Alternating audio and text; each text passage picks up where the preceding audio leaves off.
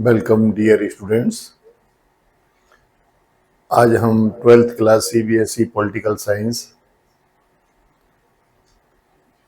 अध्याय 7 भाग 1 अध्याय 7 वैश्वीकरण के भाग 1 को आपके साथ डिस्कस करेंगे। आशा है आप पूरे ध्यान से इस पाठ को सुनेंगे और समझने का प्रयास करेंगे।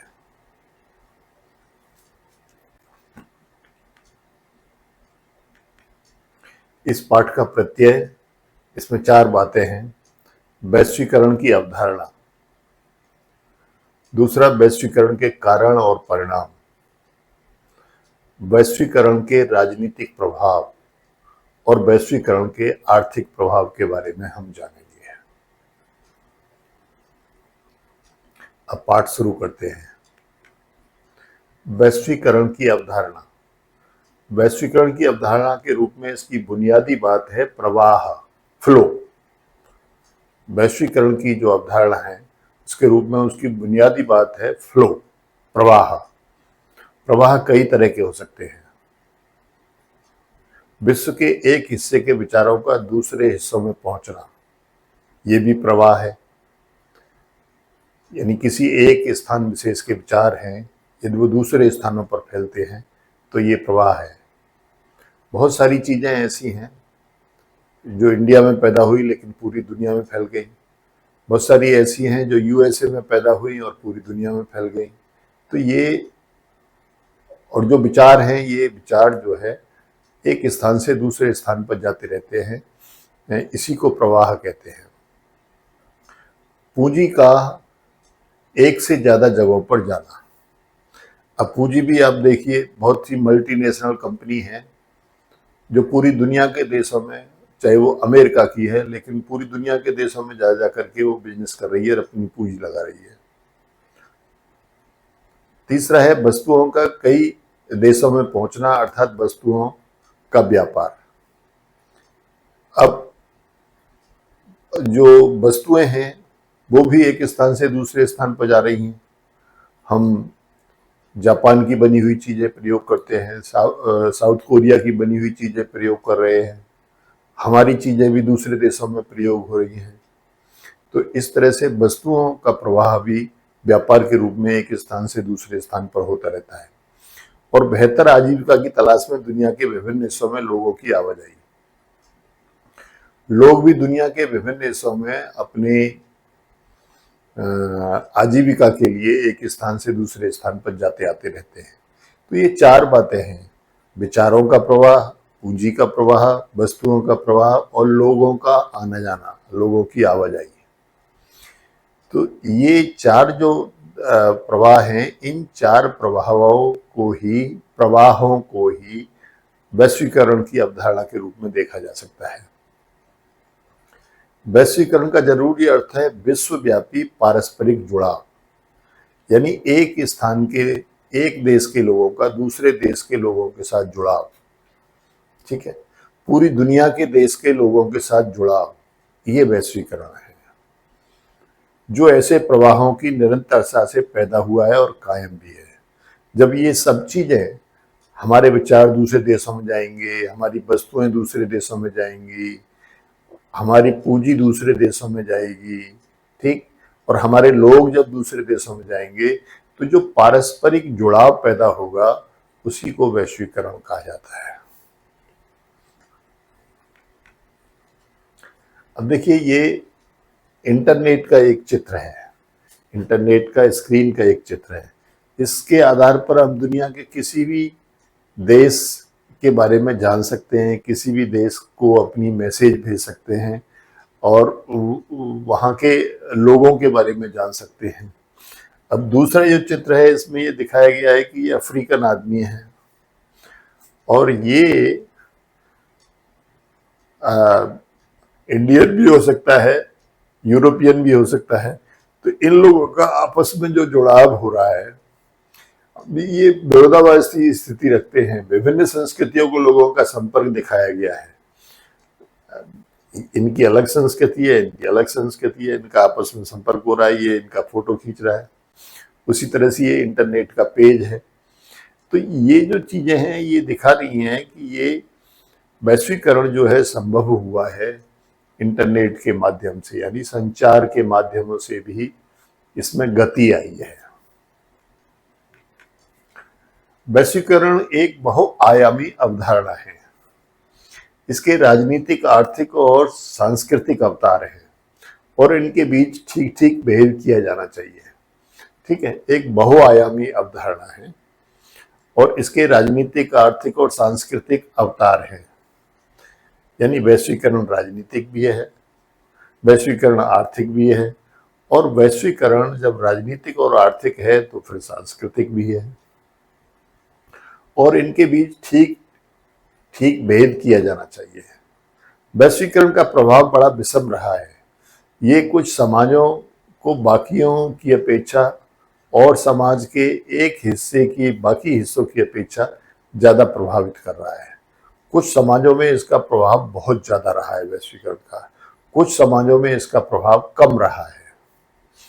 विशिष्ट संदर्भों पर पर्याप्त ध्यान दिए बिना हम वैश्वीकरण के प्रभाव के बारे में सर्वसामान्य हल निकालने से परहेज करें, क्योंकि हर एक संदर्भ अलग अलग होता है। आर्थिक संदर्भ में देखेंगे वो एक अलग संदर्भ है, राजनीतिक संदर्भ में देखेंगे वो एक अलग संदर्भ है, सांस्कृतिक संदर्भ में देखेंगे वो एक अलग संदर्भ है। तो अलग अलग संदर्भ है, इसलिए उसका कोई सर्वमान्य हल निकाला जा सकता है, इसमें थोड़ा सा परहेज करना चाहिए। वैश्वीकरण पूरी तरह से ना आर्थिक परिघटना है और ना ही सांस्कृतिक परिघटना है। लोग कहते हैं वैश्वीकरण जो है आर्थिक परिघटना है, नहीं, वो न तो पूरी तरह से आर्थिक है और ना ही पूरी तरह से सांस्कृतिक है। अब वैश्वीकरण के कारण क्या है, क्यों वैश्वीकरण हुआ, वैश्वीकरण की वजह क्या है? अगर वैश्वीकरण विचार, पूंजी, वस्तु और लोगों की आवाजाही से जुड़ी परिघटना है तो शायद यह पूछना संगत न होगा कि इस परिघटना में क्या कुछ नई बात है, क्योंकि यह तो मानवीय इतिहास के अधिकांश समय में जारी रहा है। देखिए, ये वैश्वीकरण में चार बातें मुख्य थी, चार चीजों का प्रवाह इसमें मुख्य था। पहला, विचारों का प्रवाह, एक स्थान के विचार दूसरे स्थानों पर गए। दूसरा, पूंजी का प्रवाह, एक स्थान की पूंजी दूसरे स्थान पर लगी और वहां उद्योग धंधे स्थापित हुए, उत्पादन इकाई स्थापित हुई। तीसरा जो था वो वस्तुओं का प्रवाह था, एक स्थान पर पैदा हुई वस्तु दूसरे स्थान पर पहुंच गई। ठीक है, और चौथा जो था वो व्यक्तियों की आवाजाही थी। तो ये चार प्रवाह थे।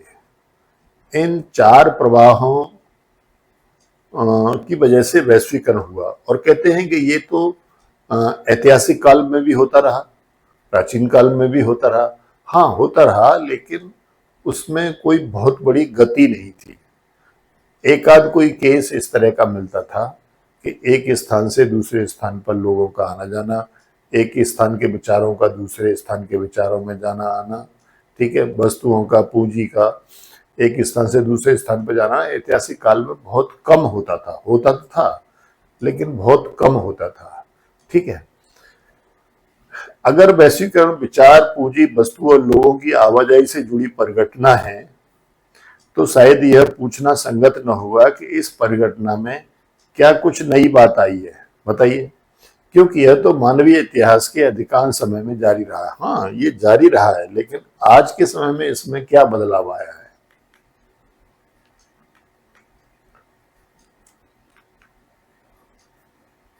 देखिए, न्यूयॉर्क में संयुक्त राष्ट्र संघ मुख्यालय के सामने प्रदर्शन, ये यहाँ प्रदर्शन हो रहा है और इस प्रदर्शन में लोग वैश्वीकरण का विरोध कर रहे हैं। ठीक है, ये भी हांगकांग के लोग हैं। ठीक है, ये भी अलग अलग वाहनों में चल करके प्रदर्शन कर रहे हैं, तो ये भी वैश्वीकरण के विरोध में प्रदर्शन कर रहे हैं। तो वैश्वीकरण को इतना जल्दी सभी देशों ने स्वीकार नहीं किया। सभी देशों के में कुछ ऐसे लोग भी थे जो वैश्वीकरण को पसंद नहीं करते थे। कुछ सांस्कृतिक दृष्टि से पसंद नहीं करते थे, कुछ राजनीतिक दृष्टि से पसंद नहीं करते थे, कुछ आर्थिक दृष्टि से पसंद नहीं करते थे। तो उन लोगों के विरोध प्रदर्शन भी होते रहे वैश्वीकरण के विरोध में। ठीक है, तो उसकी एक झांकी है ये।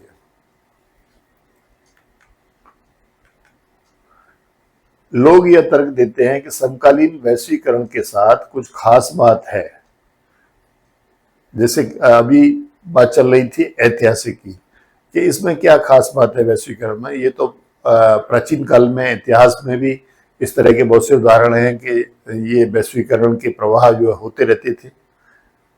लेकिन अब क्या खास बात है, तो समकालीन वैश्वीकरण के साथ कुछ खास बात है।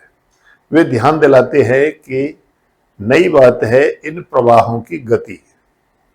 पहले ये बहुत कम होते थे, कहीं कहीं एक आध जगह दिखाई देते थे, लेकिन अब इनकी गति बहुत तीव्र हो गई है, बहुत बढ़ गई है।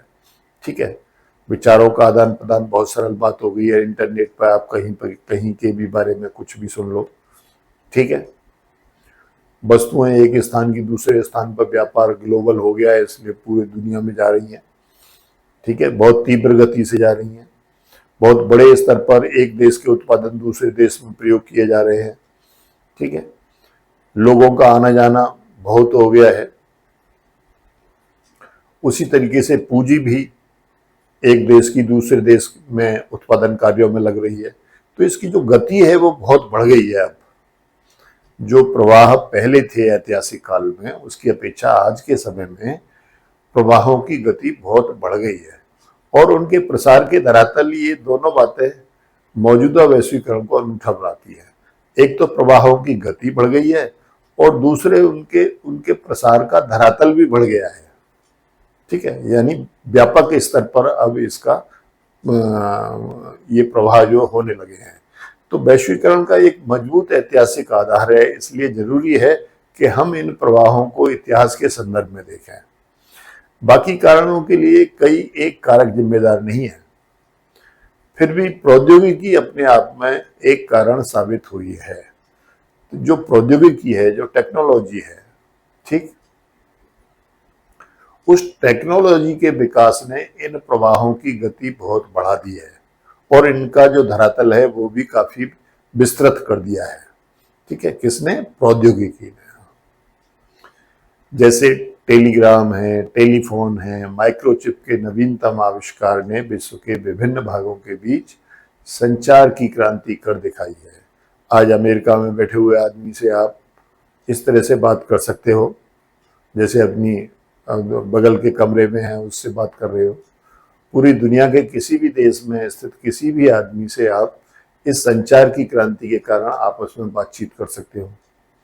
तो विचार, पूंजी, वस्तु और लोगों की विश्व के विभिन्न भागों में आवाजाही की आसानी जो हुई है वो प्रौद्योगिकी में हुई तरक्की के कारण संभव हुई है।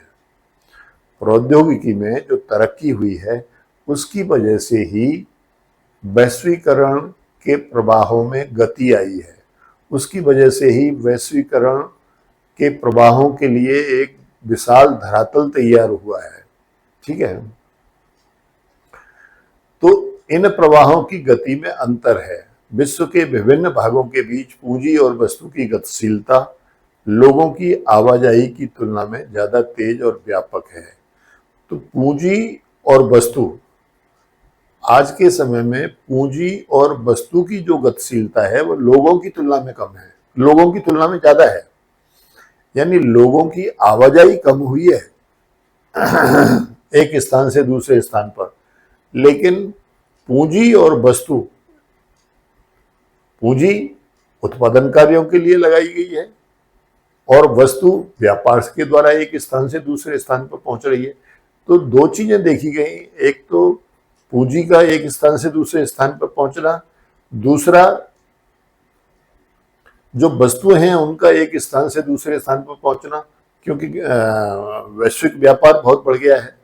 ठीक है, तो जो लोगों की आवाजाही है वो कम हुई है, पूंजी और वस्तुओं की गतिशीलता ज्यादा हुई है। अब वैश्वीकरण का प्रतीक बन चुकी कुछ वस्तुएं हैं। ये देखिए, इसमें ये सब वैश्वीकरण का प्रतीक बन चुकी हुई वस्तुएं हैं, इसमें सभी चीजें हैं। और दूसरा, पहली दुनिया के देशों में आप्रवासी लोगों के काम करने की स्थिति की झलक देता है एक चित्र। ठीक है, जो बाहर के लोग दूसरे देशों में जा रहे हैं, वहां अपना काम करते हैं, तो यह एक काम करता हुआ बंदा है जिसने अपने पैरों में पॉलीथीन वगैरह पहन रखी है। ठीक है, और ये कोई काम कर रहा है, सफाई का काम कर रहा है या क्या कर रहा है, उसका एक चित्र दिखाया गया है। ठीक है,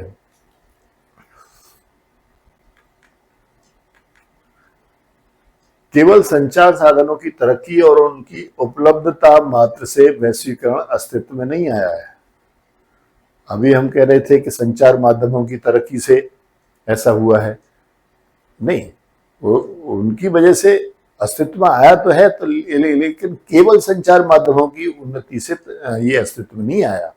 विश्व के विभिन्न भागों के लोग अब समझ रहे हैं कि वे आपस में जुड़े हुए हैं। अब जब इतने आपस में जुड़ गए हैं तब ये समझ रहे हैं। विश्व के एक हिस्से में घटने वाली घटना का प्रभाव विश्व के दूसरे हिस्से में भी पड़ता है। हाँ, चीन से कोरोना निकला, पूरी दुनिया में छा गया। ठीक है, वर्ल्ड फ्लू एक स्थान पर होता है, पूरी दुनिया में छा जाता है।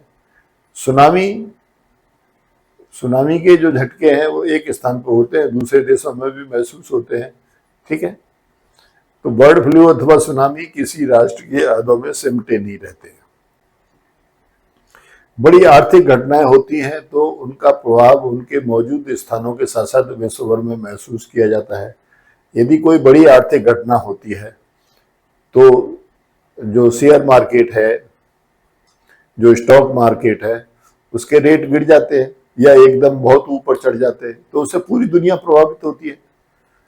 तो आजकल चाहे कोई महामारी हो, चाहे कोई आर्थिक घटना हो, उससे पूरा विश्व जो है प्रभावित होता है। ठीक है, तो यह भी जो है केवल संचार साधनों के कारण नहीं है। ठीक है, तो अब वैश्वीकरण के राजनीतिक प्रभाव क्या है? राज्यों की संप्रभुता की परंपरागत धारणा पर वैश्वीकरण का असर जानने के लिए हमें निम्न पहलुओं पर ध्यान रखना होगा। वैश्वीकरण के कारण राज्य की क्षमता यानी सरकारों को जो करना है उसे करने की ताकत में कमी आती है, क्योंकि पूरी दुनिया में कल्याणकारी राज्य की धारणा अब पुरानी पड़ गई है और इसकी जगह न्यूनतम हस्तक्षेपकारी राज्यों ने ले ली है। ठीक है, देखिए, अब एक मल्टीनेशनल कंपनी है, वो मान लो आपके देश में काम कर रही है, तो उसके तो जितने भी नियम कानून हैं या उसके जो नियंत्रण के नियम कानून हैं, वो तो वही देश में बैठा हुआ व्यक्ति बनाएगा जिसकी वो मल्टीनेशनल कंपनी है। हमारे देश की सरकार का उस पर नियंत्रण कम होगा, उस व्यक्ति का नियंत्रण ज्यादा होगा जिसने वो मल्टीनेशनल कंपनी बनाई है और आपके यहाँ व्यापार करने के लिए भेजी है। ठीक है, तो ऐसी स्थिति में क्या होता है, राज्य का हस्तक्षेप कम हो जाता है। ठीक है, और जो कल्याणकारी राज्य की अवधारणा है, जैसे पुराने समय में राज्य के दो कार्य थे, कानून और व्यवस्था की स्थिति ठीक रखना जिससे नागरिकों की सुरक्षा बनी रहे, और दूसरा जनता के कल्याण के लिए कार्य करना। ये राज्य की परिभाषा थी, राज्य के दो मुख्य कार्य माने जाते थे। लेकिन अब जो कल्याणकारी राज्य की जो धारणा है वो पुरानी पड़ गई है वैश्वीकरण के कारण। ठीक है, अब देखिए ये दो चित्र हैं इसमें। वैश्वीकरण के दौर में बेगानेपन की स्थिति की ओर इशारा करता हुआ एक चित्र। अब ये व्यक्ति है, इसने जैकेट पहन रखी है, इस पर तमाम कूड़ा वूड़ा डालने के तमाम मैसेज इस पर लिखे हुए हैं। ठीक है, और दूसरा एक ये चित्र है, एक स्थान के कलाकार जब दूसरे स्थान पर जा रहे हैं तो वहीं की वेशभूषा का प्रयोग करते हैं। ठीक है, और वहां अपने क्रियाकलाप दिखाते हैं। तो मान लो इंडिया के कलाकार जर्मनी में जा रहे हैं तो वो जर्मनी का कोई प्रोग्राम दिखाएंगे और वहीं की वेशभूषा का प्रयोग करेंगे। ठीक है, या हमारे यहाँ का कोई प्रोग्राम दिखाएंगे तो भारत की वेशभूषा का प्रयोग करेंगे। तो ये जो है पारंपरिक वेशभूषा में जर्मनी के वो संस्कृति कलाकारों को दिखाया गया है। राज्य अब कुछ एक मुख्य कामों तक ही अपने को सीमित रखता है, जैसे कानून और व्यवस्था को बनाए रखना तथा अपने नागरिकों की सुरक्षा करना। ठीक है, कल्याणकारी राज्य की अवधारणा अब थोड़ी पुरानी पड़ गई है। ठीक है, तो राज्य जो है अब कानून और व्यवस्था की स्थिति पर ज्यादा ध्यान रखता है। लोक कल्याणकारी राज्य की जगह अब बाजार आर्थिक और सामाजिक प्राथमिकताओं का प्रमुख निर्धारक है। अब बाजार निर्धारक हो गया है। ठीक है, बाजार के आधार पर अब वस्तुएं मिलती हैं। वस्तु सस्ती मिलेगी या महंगी मिलेगी, ये बाजार के आधार पर मिलता है। ठीक है, तो आर्थिक और सामाजिक प्राथमिकताओं का प्रमुख निर्धारक अब बाजार बन गया है। बहुराष्ट्रीय निगमों के कारण सरकार के अपने दम पर फैसले करने की क्षमता भी कम हो गई है। वही मैंने अभी आपको बताया था कि बहुराष्ट्रीय कंपनी मान लो यूएसए की है, वो आपके देश में काम कर रही है, तो उस बहुराष्ट्रीय कंपनी के नियम कानून जो बनाए हैं वो उसके मालिक ने बनाए हैं, जो अमेरिका में बैठा हुआ है। ठीक है, और आपके देश में आपके देश की सरकार पर उस पर नियंत्रण कम रहेगा। राजनीतिक समुदाय के आधार के रूप में राज्य की प्रधानता की कोई चुनौती नहीं मिली है और राज्य इस अर्थ में आज भी प्रमुख है। ठीक है, राजनीतिक समुदाय के आधार के रूप में राज्य की प्रधानता को कोई चुनौती नहीं मिली है। ठीक है, क्योंकि राज्य भी जब किसी बहुराष्ट्रीय कंपनी को अपने यहाँ काम करने की अनुमति देता है तो वो सभी शर्तें उसके साथ डिस्कस हो जाती हैं और तय हो जाती हैं। ठीक है, इसलिए राज्य की शक्ति को कम आंकना ये एक भूल होगी और राज्य इस अर्थ में आज भी प्रमुख है। राज्य कानून और व्यवस्था, राष्ट्रीय सुरक्षा जैसे अपने अनिवार्य कार्यों को पूरा कर रहे हैं। कानून व्यवस्था और राष्ट्रीय सुरक्षा, ये दो काम जो हैं ये भी बहुत बड़े काम हैं और इन्हें राज्य कर रहे हैं और बहुत सोच समझकर अपने कदम उन्हीं दायरों में खींच रहे हैं जहां उनकी मर्जी हो। ठीक है, राज्यों की सरकार अपनी इच्छा से ही छूट दे रही है, अपने कामों को कम कर रही है। दूसरे जहां उसकी अपनी मर्जी होती है वहां पर वो हाथ खींच लेती है और जहां उसकी मर्जी नहीं होती वहां पर वो प्रतिबंध लगाती है। वैश्वीकरण के फलस्वरूप मिली अत्याधुनिक प्रौद्योगिकी से राज्य की ताकत में इजाफा हुआ है। वैश्वीकरण के फलस्वरूप मिली अत्यधिक प्रौद्योगिकी से, जिस प्रौद्योगिकी से वैश्वीकरण फैला है उसी प्रौद्योगिकी से राज्य को भी ताकत मिली है। ठीक है, क्योंकि वो अब नागरिकों के बारे में सूचनाएं जुटाकर कारगर ढंग से काम कर सकता है।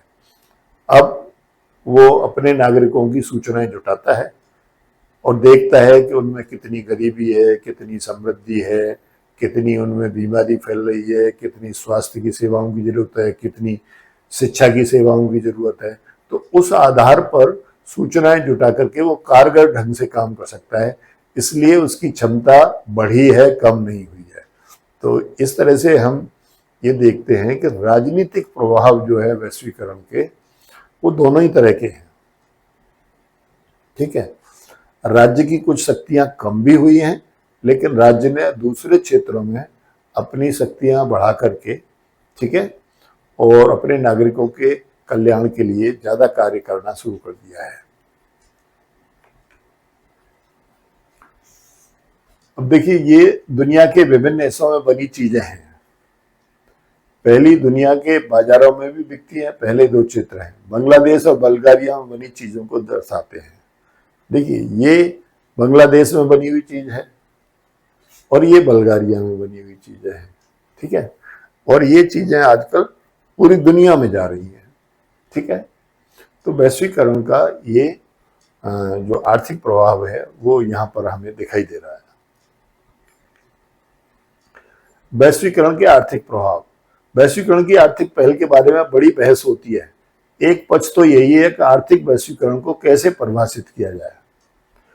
आर्थिक वैश्वीकरण को कैसे परिभाषित किया जाए? आर्थिक वैश्वीकरण में अंतर्राष्ट्रीय मुद्रा कोष और विश्व व्यापार संगठन जैसी अंतर्राष्ट्रीय संस्थाओं के अलावा भी कई खिलाड़ी शामिल हैं। यह जरूरी नहीं है कि जो आर्थिक वैश्वीकरण है उसमें मुख्य भूमिका अंतर्राष्ट्रीय मुद्रा कोष और विश्व व्यापार संगठन की ही हो, बल्कि इसमें बहुत सारे लोग शामिल हैं और वो अपना जो है वैश्वीकरण में योगदान दे रहे हैं। आर्थिक वैश्वीकरण के संदर्भ में किससे सबसे ज्यादा फायदा हुआ है और किसे सबसे कम, यह देखने की जरूरत है। जो आर्थिक वैश्वीकरण हुआ है उसमें यह देखने की जरूरत है कि कौन सा देश और उसका कौन सा समाज ज्यादा फायदेमंद रहा है और कौन सा देश जो है वो पिछड़ गया है, उसे कम फायदा मिला है। कुछ आर्थिक प्रवाह स्वेच्छा से होते हैं, जबकि कुछ अंतर्राष्ट्रीय संस्थाओं और ताकतवर देशों द्वारा जबरन ला दिए जाते हैं। कुछ आर्थिक प्रभाव तो स्वेच्छा से होते हैं, ठीक है, और कुछ अंतर्राष्ट्रीय संस्थाओं और ताकतवर देशों द्वारा जबरन ला दिए जाते हैं। वैश्वीकरण के चलते पूरी दुनिया में वस्तुओं के व्यापार में इजाफा हुआ है, ठीक है, पूरी दुनिया में वस्तुओं का व्यापार हो रहा है। हमारे यहाँ की बनी हुई चीजें दूसरे देशों में जा रही हैं, दूसरे देशों की बनी हुई चीजें हमारे यहाँ आ रही हैं। अब देश अपने यहाँ आने वाली वस्तुओं के आयात पर प्रतिबंध नहीं लगाते। पहले क्या होता था कि विदेशों से जो चीजें हमारे देश के अंदर आती थी उन पर सरकारें प्रतिबंध लगाती थी, क्योंकि हमारे अपने उत्पादनों की फिर कोई कीमत नहीं रहती थी और हमारी जो जनता है वो बेरोजगार हो जाएगी और दूसरे देशों की आई हुई चीजें बाजारों में बिकने लगेंगी। इसलिए वस्तुओं पर जो है आयात पर प्रतिबंध लगाया जाता था, लेकिन अब ये प्रतिबंध लगाने की बात कोई सोचता ही नहीं है।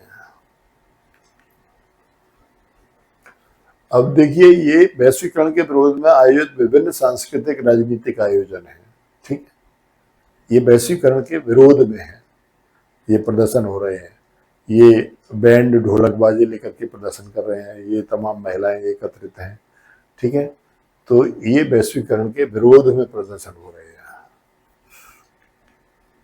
अब दुनिया भर में पूंजी की आवाजाही पर कहीं कम प्रतिबंध है। पूंजी की जो आवाजाही है पूरी दुनिया में, अब जैसे हमारे देश की सरकार है वो विश्व के पूंजीपतियों को आमंत्रित करती है कि आओ हमारे देश में आकर के उद्योग खोलो। आजकल पूंजी को आमंत्रित करने के लिए हर देश प्रयास कर रहा है कि उसके देश में आकर के पूंजीपति लोग उद्योग लगाएं। उससे क्या होगा, उसके देश के लोगों को रोजगार मिलेगा, ठीक है। तो इस वजह से आज पूंजी को आमंत्रित किया जाता है। धनी देश के निवेशकर्ता अपना धन अपने देश की जगह कहीं और निवेश कर सकते हैं, खास करके विकासशील देशों में जहां उन्हें ज्यादा मुनाफा होगा। तो जो धनी देश के निवेशक हैं, जो पूंजीपति हैं, वो विकासशील देशों में जाकर के उद्योग धंधे लगाते हैं, क्योंकि विकासशील देशों में श्रम बहुत सस्ता मिलता है, विकसित देशों में श्रम बहुत महंगा मिलता है। तो श्रम उन्हें सस्ता मिलेगा तो इसका मतलब उन्हें मुनाफा ज्यादा होगा, इसलिए वो अपनी पूंजी विकासशील देशों में जाकर के लगाते हैं। वैश्वीकरण के चलते अब विचारों के सामने राष्ट्र की सीमाओं की बाधा नहीं रही है। अब राष्ट्र की सीमाओं की कोई बाधा नहीं है, ठीक है। दूर दूर देशों के लोग भी आकर के किसी भी देश में आकर के अपने उद्योग धंधे खोलते हैं। उनका प्रवाह इंटरनेट और कंप्यूटर से जुड़ी सेवाओं के कारण आबाद हो उठा है।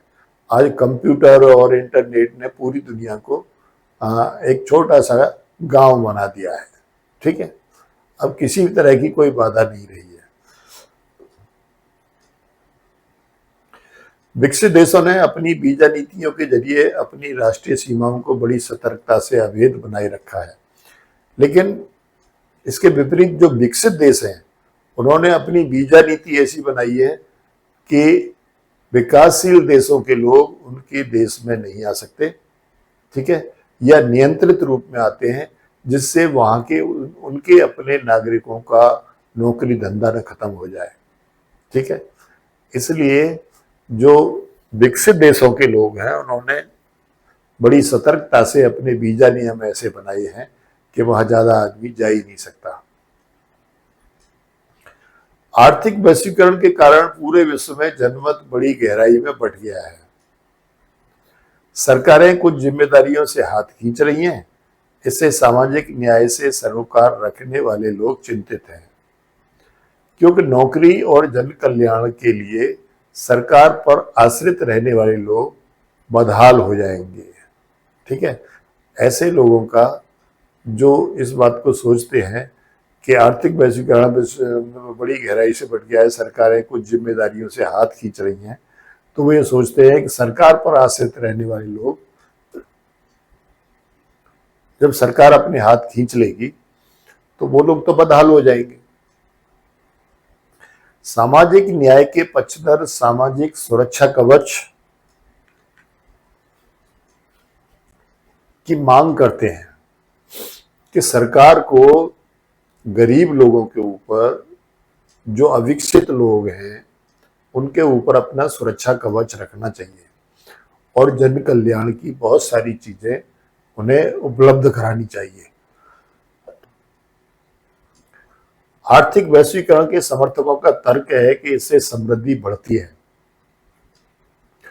और खुलेपन के कारण खुशहाली आती है। तो अभी आर्थिक वैश्वीकरण के आलोचक थे, वो सरकार की सुरक्षा कवच की मांग कर रहे थे। दूसरी तरफ ये आर्थिक वैश्वीकरण के समर्थक हैं, ये तर्क देते हैं कि आर्थिक वैश्वीकरण से समृद्धि बढ़ती है और खुलेपन के कारण खुशहाली आती है। वैश्वीकरण के मध्यम मार्गीय समर्थक कहते हैं कि वैश्वीकरण ने जो चुनौतियां पेश की हैं, उनका सजग, सचेत और बुद्धिमत्ता से सामना किया जाना चाहिए।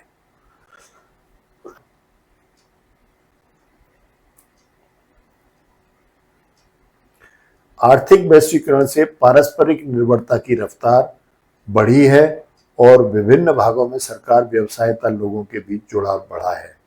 ठीक है, आर्थिक वैश्वीकरण से पारस्परिक निर्भरता की रफ्तार बढ़ी है, अर्थात एक देश दूसरे देश में बनी हुई वस्तुओं के ऊपर निर्भर है। तो ये जो पारस्परिक निर्भरता है, एक देश का दूसरे देश की वस्तुओं के ऊपर निर्भर होना, इसे पारस्परिक निर्भरता कहा जाता है। तो इसकी रफ्तार भी बढ़ी है, क्योंकि वस्तुओं का आदान प्रदान, वस्तुओं का व्यापार तेजी से बढ़ा है, तो स्वाभाविक है जो पारस्परिक निर्भरता है वो भी बढ़ी है। इस प्रकार पार्ट 7 वैश्वीकरण का जो पहला पार्ट है वो पूरा होता है। ठीक है, यदि आपको ये पसंद आया है तो इसको लाइक करें और सब्सक्राइब करें। अगला जो इसका भाग है वो अगले सेशन में पूरा करेंगे। तब तक के लिए जय हिंद।